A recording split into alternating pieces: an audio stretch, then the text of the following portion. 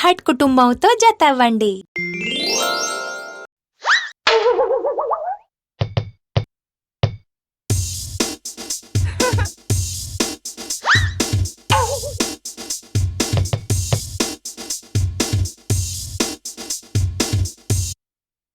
టియా, నేనిది చెయ్యలేను.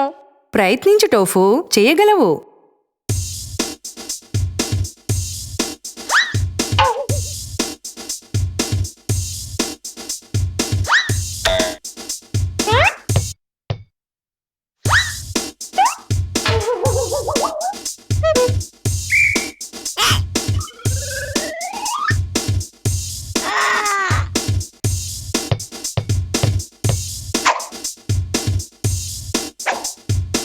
టియా, నేను వెయ్యలేను. అదేమో చాలా ఎత్తులో ఉంది, నేనేమో చిన్నవాడిని. విను టోఫు, నీకు కథ చెప్పాలనుకుంటున్నాను. నువ్వు వినాలనుకుంటున్నావా? తప్పకుండా. పుల్లని ద్రాక్షలు.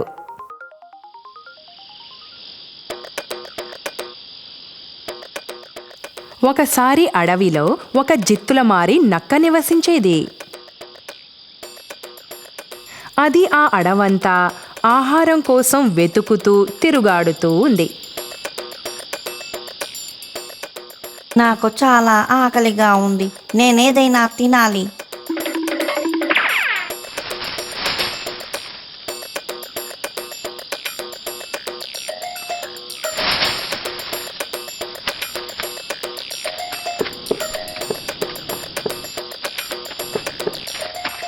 ఆ నక్క ద్రాక్ష తోట గుండా వెళ్తోంది.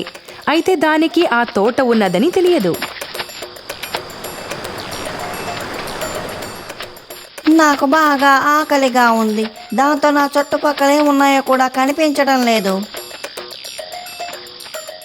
అది కొంచెం ముందుకు వెళ్ళింది, కాని ఆగిపోయింది. రుచికరమైన ద్రాక్ష సువాసన రావటం గమనించింది. అబ్బా, ఈ ద్రాక్ష తోటలో చాలా ద్రాక్షలున్నాయి. నాకు నోరు ఊరుతోంది.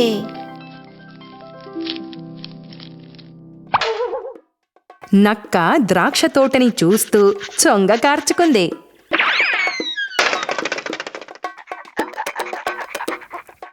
నక్క ద్రాక్ష పండ్ల వైపుకు ఒక్కసారిగా దూకింది. కాని ద్రాక్ష పండ్లు చాలా ఎత్తులో ఉన్నాయి. అది ఎన్నోసార్లు ప్రయత్నించింది, కానీ ఫలితం లేకపోయింది. అది మళ్ళీ ప్రయత్నించింది. ఈసారి అది దాదాపు వాటిని తాకింది, కానీ విఫలమైంది. అబ్బా, నేను అలసిపోయాను.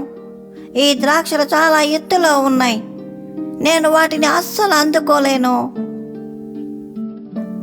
అదక్కడ కూర్చుని చాలాసేపు ఆలోచిస్తూ ఉంది, ఆ ద్రాక్షలను ఎలా సాధించాలా అని. అది ఒక్కసారిగా లేచింది. తనలో తనే అనుకుంది, ఈ ద్రాక్షలు చాలా పుల్లగా ఉండి ఉంటాయి, అయినా నాకు ద్రాక్షలంటే ఇష్టమే లేదు. అలాంటప్పుడు ఎందుకు వాటి కోసం కష్టపడాలి? నక్క ద్రాక్ష పళ్లను అందుకోలేకపోయింది. దాంతో సాకులు చెప్పి తప్పించుకోవాలనుకుంది. కానీ దాని కడుపు ఆకలితో నకనకలాడుతోంది. అయినా అది ఏమీ తినకుండానే అక్కడి నుంచి వెళ్ళవలసొచ్చింది.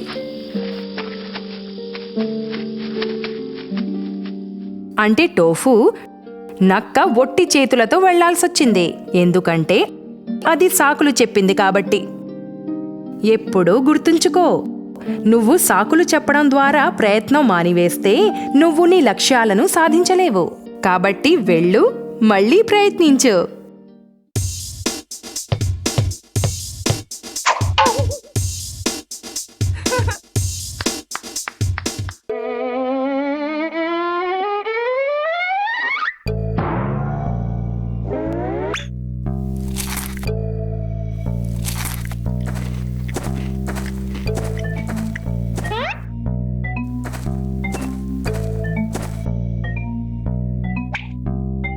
టోఫు, ఆ కుకీస్ నువ్వు తింటున్నావా? మమ్మీ నిన్నవి భోజనం చేసిన తర్వాత తినమన్నది కదా.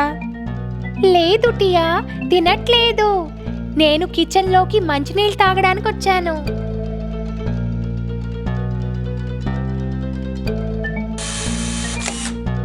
టోఫు, నీకో విషయం తెలుసా? అబద్ధం మంచి ఫలితాన్నివ్వదు. ఎందుకు టియా? రా, ఇవాళ నేను నీకొక నీతి కథ చెప్తాను. గొర్రెల కాపరి తోడేలు. ఒకానొకప్పుడు ఒక గొర్రెల కాపరి ఉండేవాడు. అతను ఆ గ్రామంలోని గొర్రెల సంరక్షణ చూసుకునేవాడు. అతను తన పనిని చాలా అంకిత భావంతో చేసేవాడు. ప్రతిరోజు అతడు గొర్రెల మందని కొండపైకి తీసుకుని వెళ్ళేవాడు. మళ్ళీ సాయంత్రం వాటిని కిందకి తీసుకొచ్చేవాడు.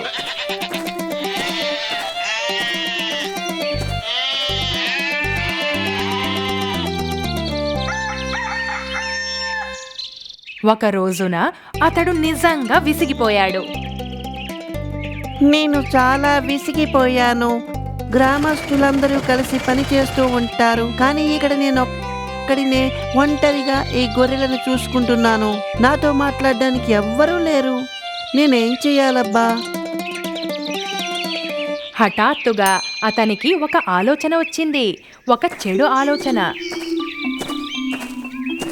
అతను కొండ అంచు దగ్గరికి వెళ్ళి గట్టిగా అరవసాగాడు. కాపాడండి, కాపాడండి! ఒక తోడేలు వచ్చింది. అది మన గొర్రెలన్నిటినీ తినేస్తోంది. కాపాడండి! ఆ పిల్లవాడు సహాయం కోసం అరవడంతో గ్రామస్తులందరూ గొర్రెలను కాపాడటానికి కొండపైకొచ్చారు. కానీ వారందరూ అక్కడికి వెళ్లి చూసేసరికి నిశ్శబ్దంగా గొర్రెలన్నీ పచ్చిక బయళ్ళని మేస్తూ ఉన్నాయి. ఏరా తుంటరి వెధవా, తోడేలెక్కడ ఉంది? సహాయం కోసం ఎందుకు అరిచావు? గ్రామస్తులకి చాలా కోపం వచ్చింది. ఆ గొర్రెల కాపరిని తిట్టి అక్కడి నుంచి వెళ్ళిపోయారు. ఇది చాలా సరదాగా ఉంది.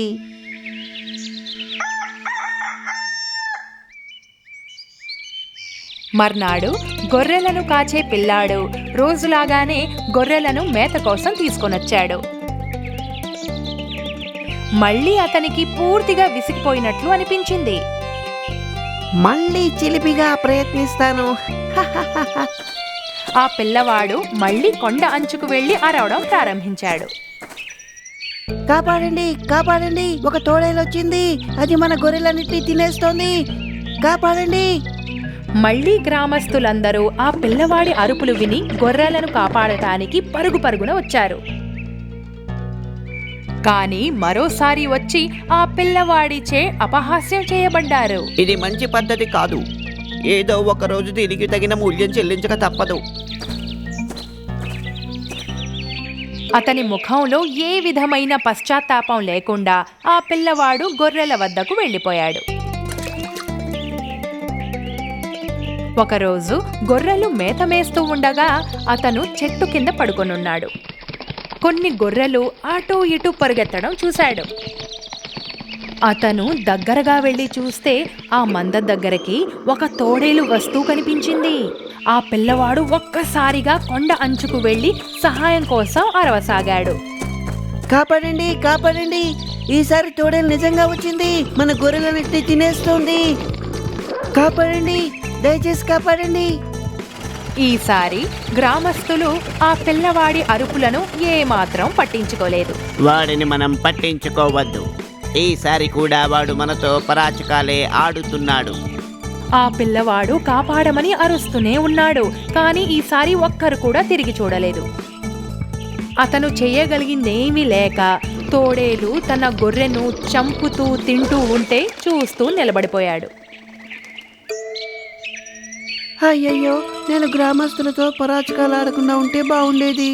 నిజంగా తోడేలు వచ్చినప్పుడు నా మాటలు ఎవ్వరూ నమ్మలేదు. నేను ఇప్పుడు ఏం చేయను? నేను నా గొర్రెలన్నిటినీ కోల్పోయాను. ఆ గొర్రెలను కాచే పిల్లవాణ్ణి ఆ తర్వాత ఎవ్వరూ నమ్మలేదు. క్షమించు టియా, నేను ఆ కుకీస్ గురించి అబద్ధం ఆడాను. కానీ ఇప్పుడు నేను గుణపాఠం నేర్చుకున్నాను. అబద్ధాల కోరులను ఎవ్వరూ నమ్మరు, ఒకవేళ వాళ్ళు నిజం చెప్పినా కూడా. ఇక మీదట నేనెప్పుడూ అబద్ధం ఆడను. మంచిది టోఫు, నువ్వు చాలా మంచి పిల్లవాడివి.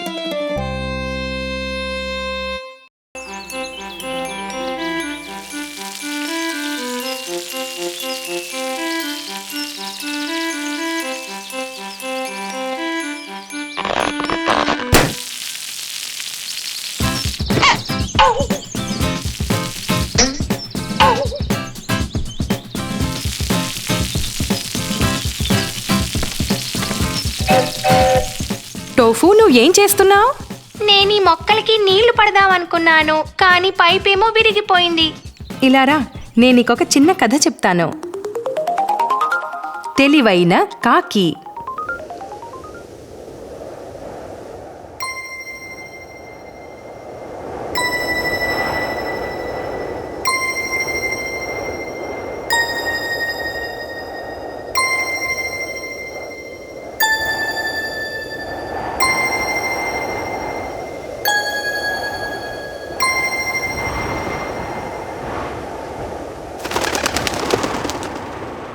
ఒక రోజున బాగా ఎండగా ఉంది. బాగా దాహంగా ఉన్న ఒక కాకి నీళ్ల కోసం ఆ ప్రాంతమంతా కలియ తిరిగింది.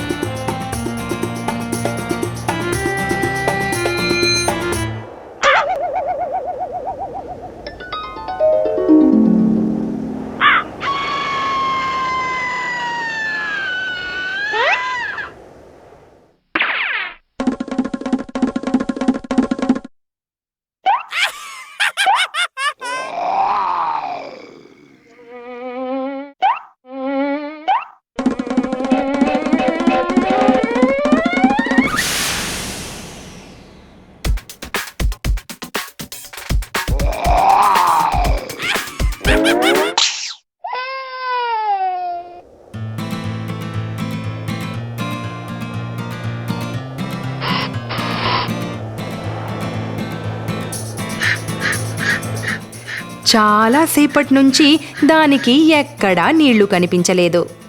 హఠాత్తుగా ఒక చెట్టు కింద నీళ్ల జగ్గును చూసింది. అది నేరుగా అక్కడికి వెళ్ళి అందులో ఏమైనా నీరు ఉందా అని చూసింది. ఆ జగ్గులో కొన్ని నీళ్లు ఉండటం అది చూసింది. కాకి తన తలని ఆ జగ్గులోకి దూర్చే ప్రయత్నం చేసింది. పాపం, ఆ జగ్గు యొక్క మెడ చాలా ఇరుకుగా ఉన్నదని అది గ్రహించింది.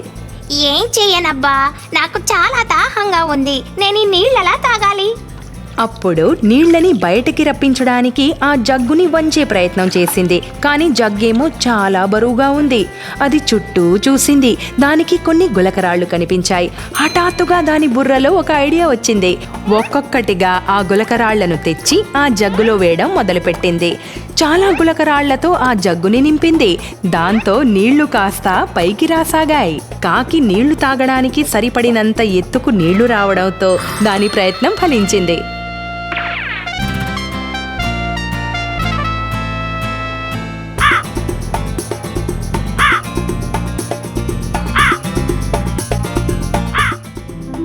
కాబట్టి తెలివైన కాకిలాగా బాగా ఆలోచించి కష్టపడి పని చేయడం ద్వారా సమస్యకు పరిష్కారం కనుక్కోవచ్చు.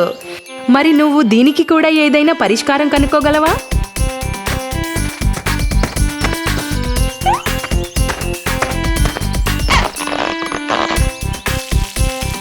థ్యాంక్స్ టియా.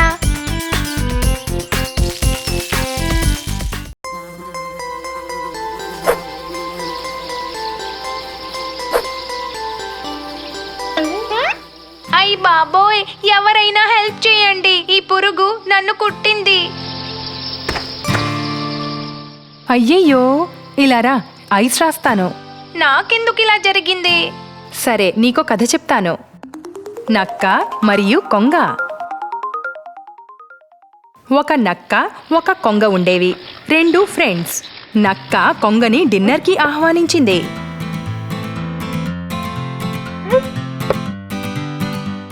మిత్రమా, నేను మా ఇంటికి నిన్ను భోజనానికి పిలవాలనుకుంటున్నాను. నేను నీకోసం రుచికరమైన సూప్ తయారు చేస్తాను.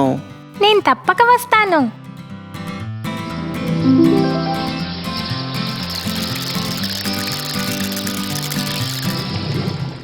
మాటిచ్చినట్లుగానే రుచికరమైన సూప్ తయారు చేసింది. నక్క ఎంతో తెలివైనది. ఒక క్రూరమైన ఆలోచన చేసింది. ఆ సాయంత్రం కొంగ నక్క ఇంటికి వెళ్ళింది. కొంగకి సూపుతో నిండిన ఒక లోతులేని గిన్నె ఇచ్చింది.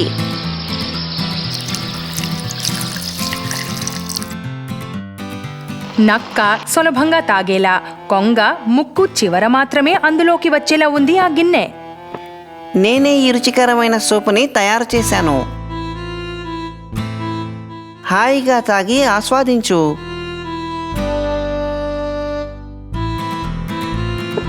పాపం కొంగ ఏం మాట్లాడలేకపోయింది. సూపును ఆస్వాదిస్తున్నట్లు నటించింది. ఆ సాయంత్రం కొంగ కాస్త ఆకలితోనే ఇంటికి చేరింది. ఒక వారం తరువాత కొంగ నక్కని తన ఇంటికి భోజనానికి పిలిచింది.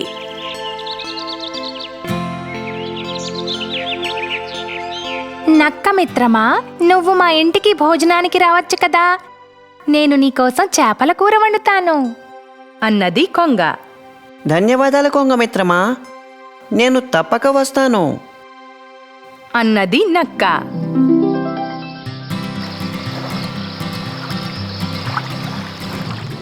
కొంగ రుచికరమైన చేపల కూర చేసింది.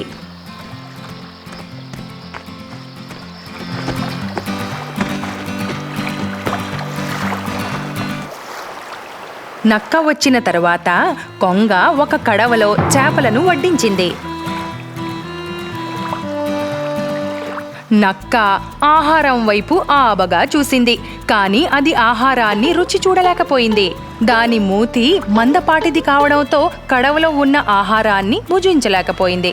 చివరికి అది ఎలాగోలా ఆ కడవ బయట వైపున నాకి సరిపెట్టుకోవాల్సొచ్చింది. మిత్రమా, భోజనాన్ని బాగా ఆస్వాదించావా? ప్రత్యేకంగా నీకోసమే చేశాను. చిలిపిగా నవ్వుతూ అడిగింది కొంగ.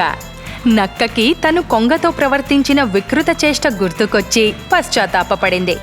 తెలివైన కొంగ నక్కకు తగిన గుణపాఠం నేర్పింది.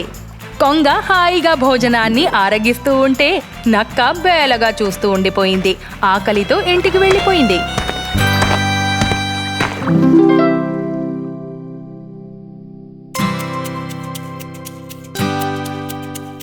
కాబట్టి టోఫు, నక్క కొంగకు చెడు చేస్తే కొంగ కూడా తిరిగి నక్కకు అలాగే చేసింది. అందుకే అంటారు చెరపకురా చెడేవు అని. ఇప్పుడు నాకు అర్థమైంది.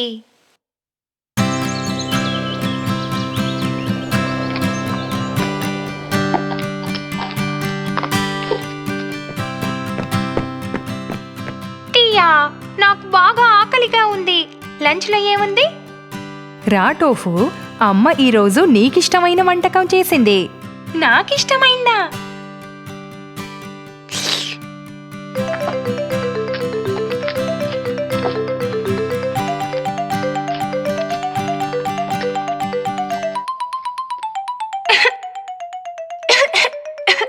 అబ్బా, నా గొంతులో ఏదో ఇరుక్కుపోయింది. నేను నీకెన్నిసార్లు చెప్పాను అంత ఆతృతగా తినొద్దని టోఫు? నాకు చాలా ఆకలిగా ఉంది టియా. అయితే నువ్వీ కథ వినాల్సిందే. బంగారు గుడ్లు పెట్టే బాతు. ఒకానొకప్పుడు ఒక గ్రామంలో ఒక పేద రైతు అతని భార్యతో కలిసి నివసిస్తూ ఉండేవాడు. వాళ్ళకి కొద్దిపాటి పొలం తప్ప పెద్దగా ఏమీ లేదు. ఆ పొలంలో వాళ్ళు కూరలు పండిస్తారు, వాళ్ళు తినడానికి వీలుగా. ఎలాగోలా ఆ రైతు తన పొలంలో పండే కూరగాయలు అమ్మగా వచ్చే డబ్బులో నుంచి ప్రతిసారి కొంత మొత్తం పొదుపు చేసేవాడు. ఎట్టకేలకు ఆ రైతు ఒక బాతును కొనగలిగే అంత సొమ్మును ఆదా చేశాడు. దానిని ఇంటికి తీసుకెళ్లి గుడ్లు పెట్టేందుకు ఒక గూడులో పెట్టాడు. బాతు గుడ్లు పెడితే ఆ గుడ్లను అమ్మాలని, తినాలని, బ్రెడ్ తయారు చేయాలని అనుకున్నాడు ఆ రైతు. మర్నాడు ఉదయం బ్రేక్ఫాస్ట్ కోసం గుడ్లను తీసుకుందామని రైతు వెళ్ళి ఆ బాతును ఎత్తి చూశాడు. అతనికి ఆశ్చర్యం కలిగిస్తూ బాతు ఒక బంగారు గుడ్డు పెట్టింది. మర్నాడు ఉదయం అతనికి మరో గుడ్డు కనిపించింది. ఆ తరువాత మరొకటి, ఆ తరువాత మరొకటి. నిదానంగా క్రమక్రమంగా ఆ రైతు అతని భార్య ధనవంతులు కాసాగారు.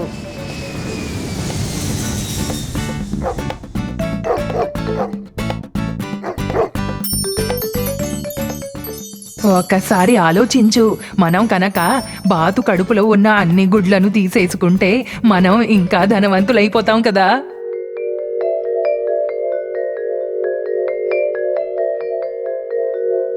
నువ్వు చెప్పింది నిజమే. మనం బాతు ప్రతిరోజు గుడ్డు పెట్టే వరకు ఎదురు చూడక్కర్లేదు.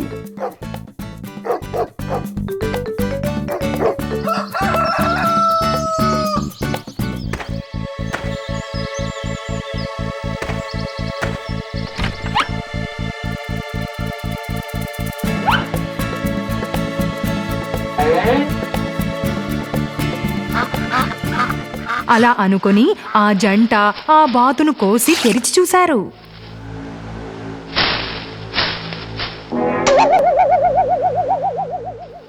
వాళ్ళు అన్ని బాతుల్లాగానే ఇది కూడా ఉండడాన్ని గమనించారు. దాని కడుపులో బంగారు గుడ్లు లేనేలేవు. దాంతో వారికి ఆ తరువాత బంగారు గుడ్లు దొరకనేలేదు.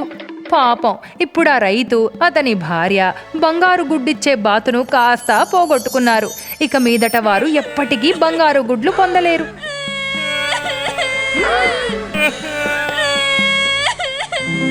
కాబట్టి టోఫు, ఆ భార్యాభర్తలిద్దరూ అత్యాశకు పోయి బాధపడ్డారు. కాబట్టి నువ్వు కూడా జాగ్రత్తగా ఉండాలి సుమా, ఎందుకంటే దురాశ దుఃఖానికి చేటు. అర్థమైంది టియా, ఇక నుంచి నేను జాగ్రత్తగా ఉంటాను.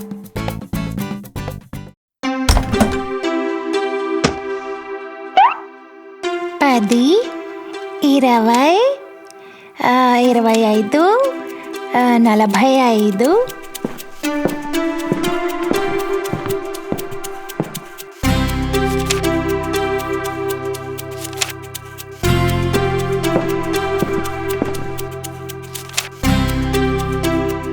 వావ్ టోఫు, నువ్వు చాలానే డబ్బు ఆదా చేశావు.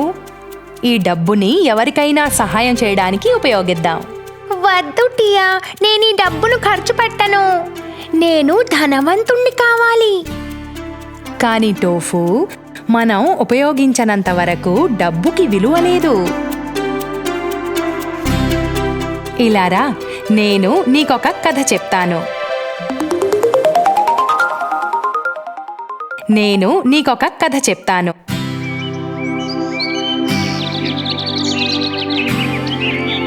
ఒకానొకప్పుడు ఒక పిసినారుండేవాడు. అతడు బంగారాన్ని ఖర్చు చేయడం ఇష్టపడేవాడు కాదు. దాంతో అతని దగ్గర ఉన్న బంగారాన్ని అతనెప్పుడూ ఖర్చు చేయలేదు.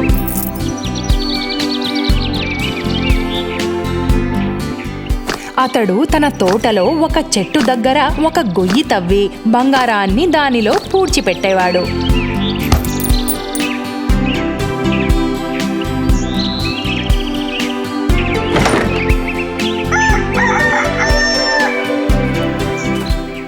ప్రతిరోజు అతడు ఆ చెట్టు దగ్గరికి వెళ్ళి తవ్వేవాడు. తన బంగారాన్ని చూసుకొని సంతోషించేవాడు. నేను చాలా ధనవంతుణ్ణి, నా దగ్గర ఇంత బంగారం ఉంది. అదతనికి చాలా ఆనందాన్నిచ్చింది.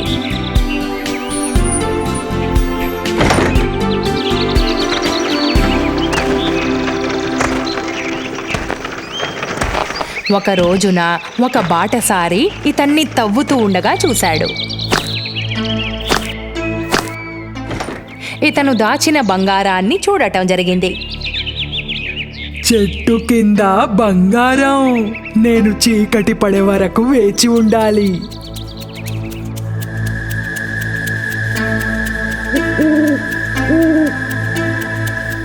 ఆ దొంగ పూర్తిగా చీకటి పడే వరకు వేచి ఉన్నాడు ఆ బంగారాన్ని తవ్వడానికి.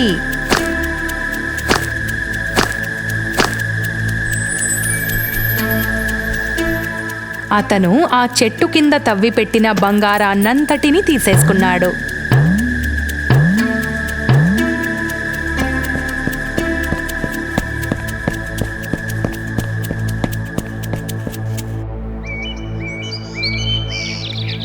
మర్నాడు ఆ పిసినారి ఆ బంగారం తీసుకోవడానికి అక్కడికొచ్చాడు.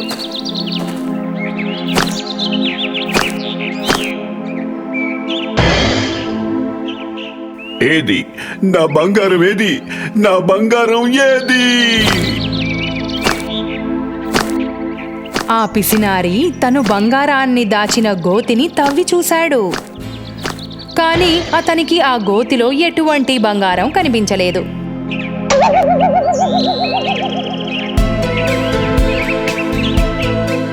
నా బంగారాన్ని దొంగిలించింది ఎవరు? ఆ పిసినారి ఏడుపును విన్న అతని ఇరుగు పొరుగు వారంతా పరుగు పరుగున వచ్చారు.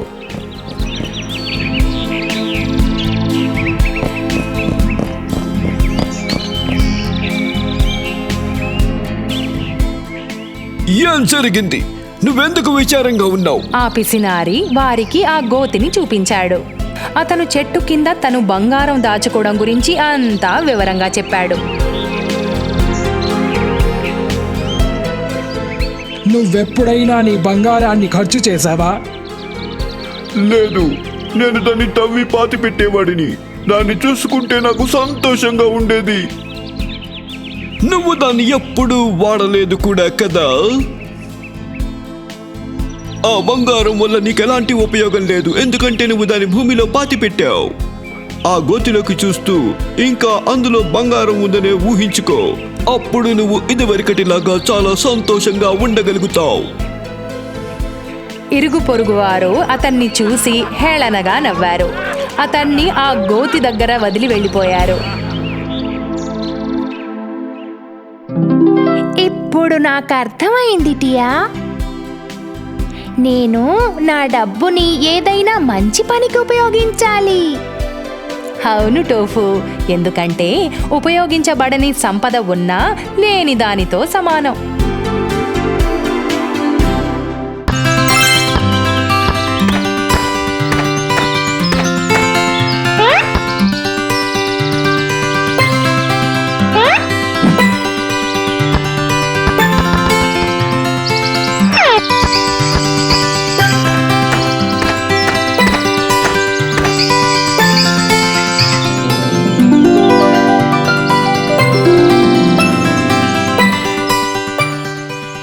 ఆగు టోఫు.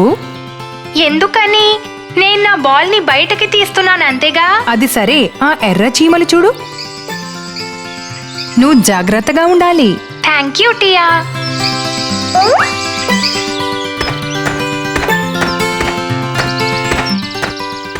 కూర్చో. నీకో ఆసక్తికరమైన కథ చెప్తాను. అనారోగ్య సింహం మరియు తెలివైన నక్క.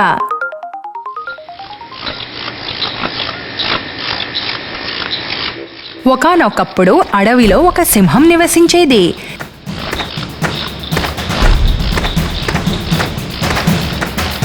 సింహం కాస్త ముసలిదైపోతూ ఉండడంతో అది ఆహారం కోసం వేటాడలేకపోయేది. అదనుకుంది ఆహారం కనుక లేకపోతే ఆకలితో చచ్చిపోతానని.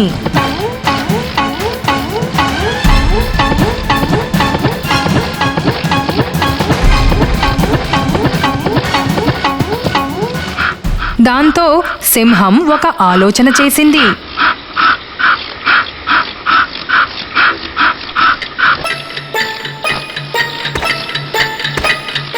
తను గుహలో పడుకొని అనారోగ్యంతో ఉన్నట్లుగా నటించాలనుకుంది.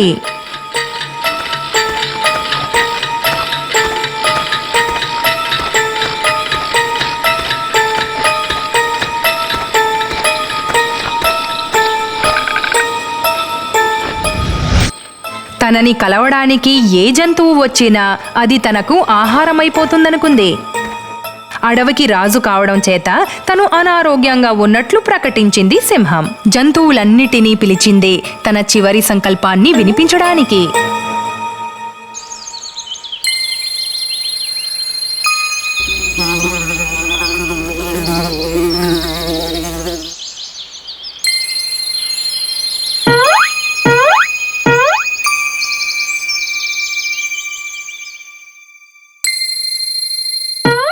పాపభరితమైన తన పథకాన్ని అమలు చేసింది సింహం.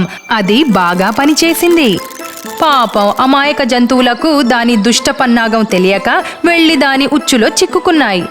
తన శ్రేయోభిలాషులెందరినో అది చంపేసింది.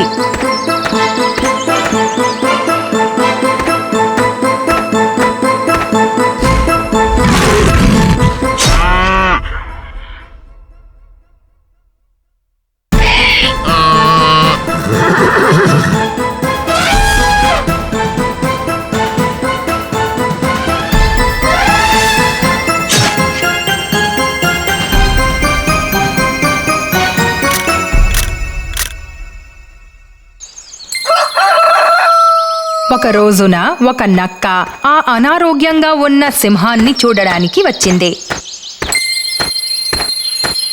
ఆ నక్క ఎంతో తెలివైంది. సింహం యొక్క కుతంత్రాన్ని తెలుసుకుంది. నక్క గుహకు బయటి వైపు నిలబడింది. తగినంత దూరంలో నిలబడి ఇలా అడిగింది. ఎలా ఉన్నారు సింహరాజా? నాకేమాత్రం ఆరోగ్యం బాగోలేదు. నన్ను కలవడానికి నువ్వెందుకని లోపలికి రావడం లేదు? వద్దులేండి సింహరాజా, మీ గుహలోకి ప్రవేశించిన చాలా పాదాల గుర్తులు కనిపిస్తున్నాయి, కానీ ఏది కూడా బయటికి వచ్చినట్లు కనిపించడం లేదు. అయినా నేను లోపలికి వస్తే నేనొక తెలివి తక్కువ దద్దమ్మనవుతాను అని నక్క తన ప్రాణాలను కాపాడుకుంది. మిగతా జంతువులకు కూడా సమాచారం చేరవేసింది.